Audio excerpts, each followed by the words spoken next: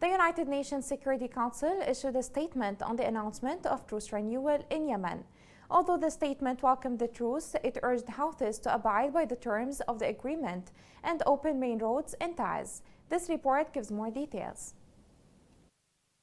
The Security Council members welcomed the extension of the truce, which represents the most important opportunity for peace and civilian protection that Yemen has seen in years. They emphasized that the truce has created a strong framework for talks on the economic and security tracks, as well as in-depth and inclusive discussions on the political track. They urged the parties to seize this opportunity to accelerate negotiations towards an inclusive and comprehensive agreement on the UN Special Envoy's expanded truce proposal, which could result in a long-term ceasefire and increased benefits for Yemenis, such as increased salary and pension payments and greater freedom of movement. Council members expressed optimism that complete implementation of the truce and an extended truce agreement would give a chance to pursue an inclusive, comprehensive political settlement under the auspices of the United Nations, based on the agreed-upon references. They emphasized the significance of at least 30% female involvement in accordance with the National Dialogue Conference outcomes, as recalled in Resolution 2624. Members of the Security Council praised Yemen's government for its efforts to allow the flow of petroleum into Yemen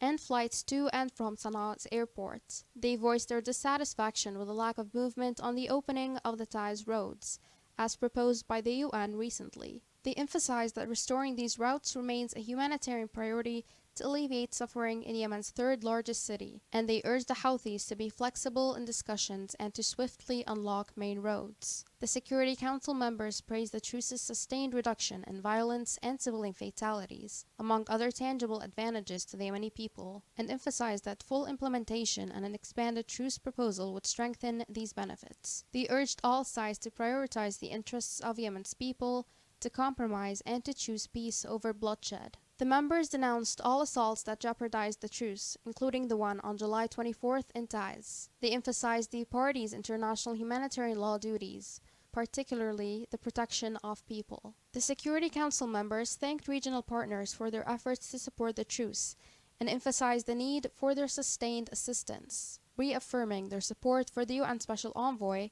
and his ongoing efforts to reinforce and expand the truce.